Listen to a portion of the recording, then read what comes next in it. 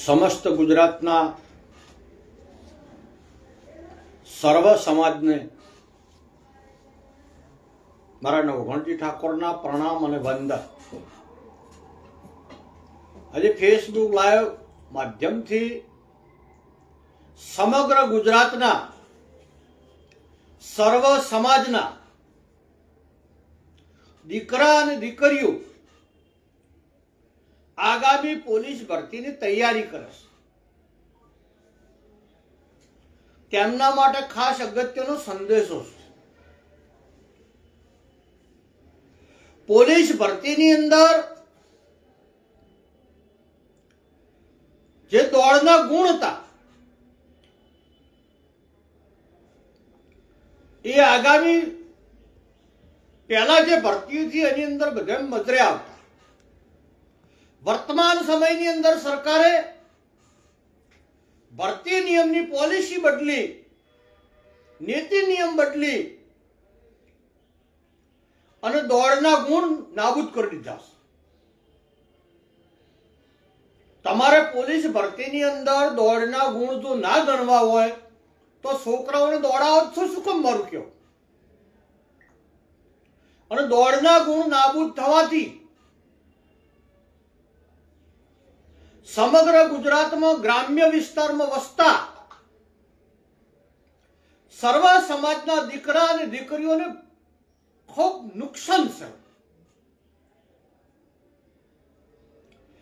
OBC, ST ને SC આ ત્રણેય સમાજના બાળકો પોલીસમાં ના લાગે, ગરીબ અને પછાત સમાજના બાળકો પોલીસમાં નોકરી ના મેળવે, તેના માટે સ્પેશિયલ સાજિશ કરી છે સરકારે અને દોડના ગુણ નાબૂદ કર્યા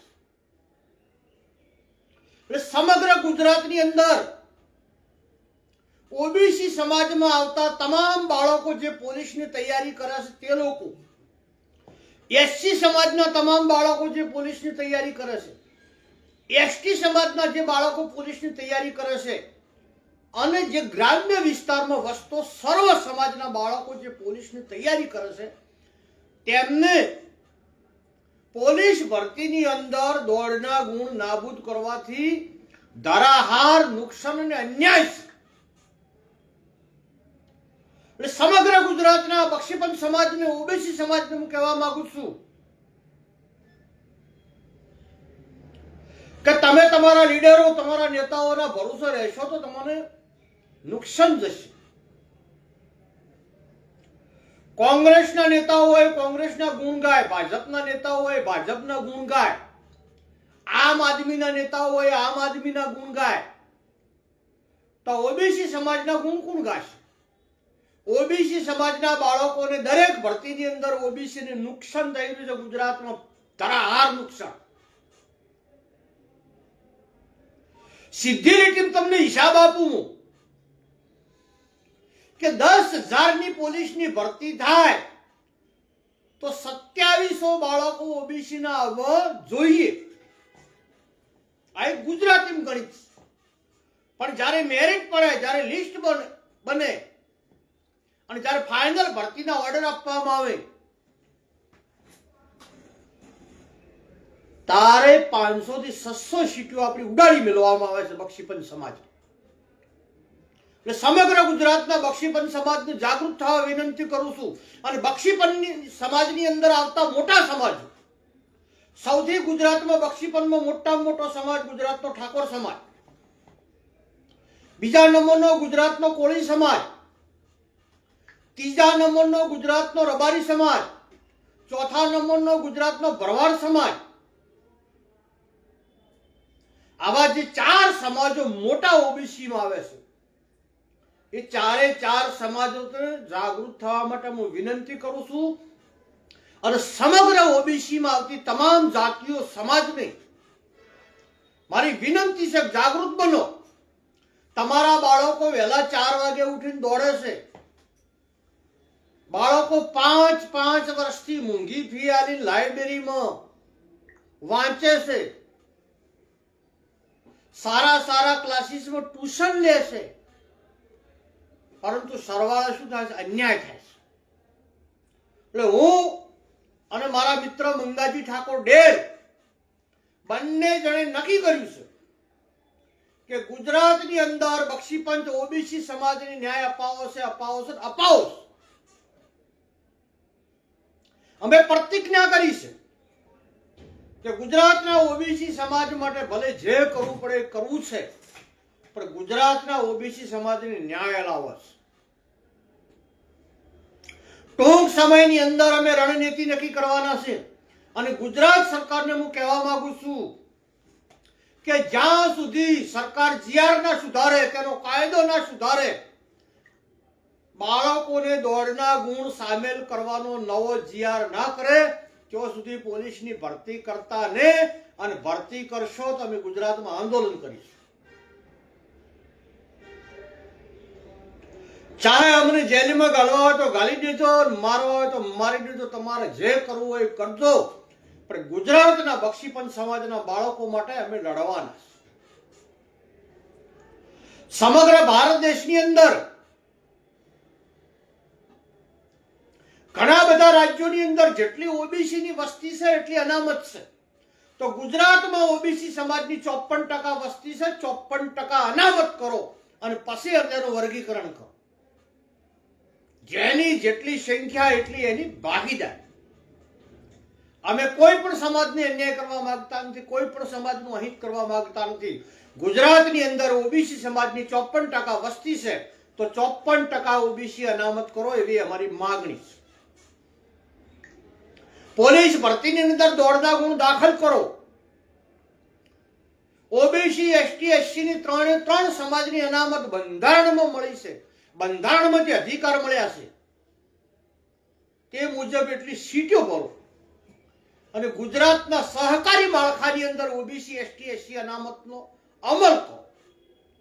ચાહે ભરતી હોય કે ચાહે પદાધિકારીઓની ચૂંટણી હોય, પણ તમામ સહકારી સંસ્થાઓની અંદર ઓબીસી, એસટી, એસસી અનામત દાખલ કરો.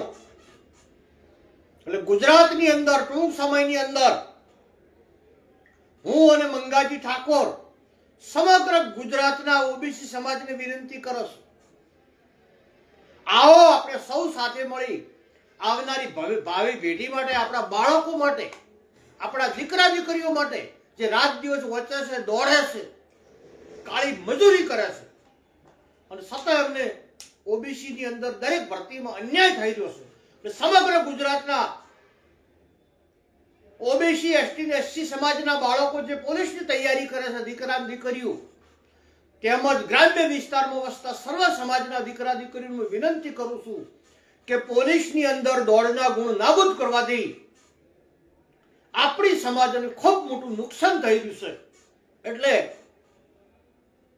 સમગ્ર ગુજરાતના ઠાકોર સમાજ, કોળી સમાજ, રબારી સમાજ, ભરવાડ સમાજ તેમજ આખા બક્ષીપંચ સમાજને હું પાઘડી ઉતારીને વિનંતી કરું છું કે કોંગ્રેસ, ભાજપ, આમ આદમી પાર્ટી બધું સાઈડમાં મેલીને તમારા બાળકોની ચિંતા કરો, તમારા ભાવિ પેઢીની ચિંતા કરો.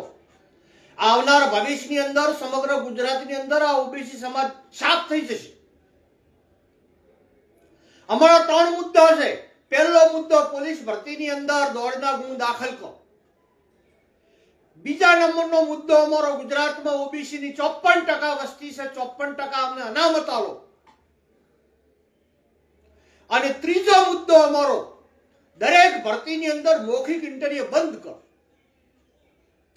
જીપીએસસી ની અંદર મારા ઓબીસી સમાજના બાળકો ટોપ 10 હોય છે, મૌખિકમાં ઉડાડી દે સાલો, તો ભવિષ્યની અંદર બક્ષીપંચ સમાજનો દીકરો કલેક્ટર કે આઈપીએસ ઓફિસર નહીં બની શકે, એને ઉગતો જ તોડી નાખવામાં આવે છે જીપીએસસીમાં. અને ચોથો મુદ્દો અમારો, ગુજરાતની તમામ સહકારી સંસ્થાઓનું ભરતી બોર્ડ બને અને ઓબીસી, એસટી, એસસી અનામતનો અમલ થાય. અને પાંચમો મુદ્દો, સમગ્ર ગુજરાતની અંદર ગુજરાત સરકારની તમામ ફેકલ્ટીઓ, સહકારી સંસ્થાઓ, તમામ બોર્ડ નિગમોમાં ખાલી જગ્યાઓ છે એની ભરતી જાહેર કરો અને ઓબીસી અનામતનો 27% ફરજિયાત બંધારણ પ્રમાણે અમલ થવો જોઈએ. અમારા 5 મુદ્દા લઈ અને હું અને મંગાજી સમગ્ર ગુજરાતના ઓબીસી સમાજ માટે ટેકો માંગીએ છીએ. આવો અમારી સાથે જોડાઓ, હાથ સે હાથ મિલાઈ અને ગુજરાતમાં ઓબીસી સમાજને જે અન્યાય થઈ રહ્યો છે તેની અમે બુલંદ અવાજ કરી અને રોડ રસ્તા ઉપર આવીએ અને આપણા બાળકો માટે, આપણા દીકરા માટે, આપણી દીકરી માટે આપણને લડીએ તો કોણ લડશે? કોંગ્રેસના નેતાઓ કોંગ્રેસની ચિંતા કરે, ભાજપનો નેતા ભાજપની ચિંતા કરે, આમ આદમી પાર્ટીનો નેતા આમ આદમી પાર્ટીની ચિંતા કરે, તો ગુજરાતના ઓબીસી સમાજની ચિંતા કોણ કરશે? અમે ઓબીસી સમાજ માટે લડવાના છો.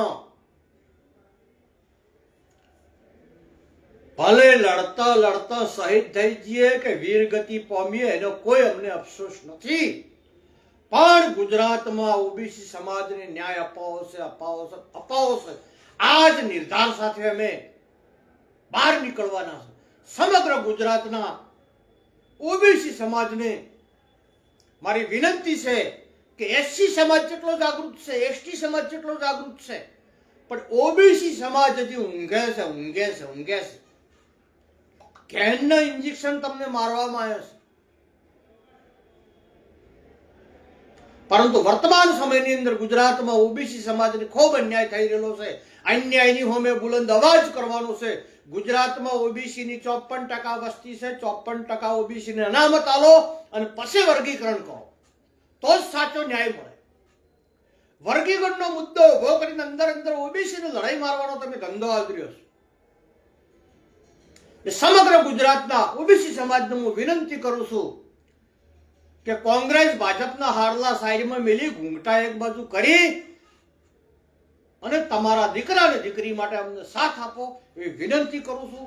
ટૂંક સમયની અંદર અમે ધરાહાર મજબૂત રણનીતિ તૈયાર કરી અને ગુજરાતના ઓબીસી સમાજના બાળકો માટે અમે રોડ ઉપર આવવાના છીએ.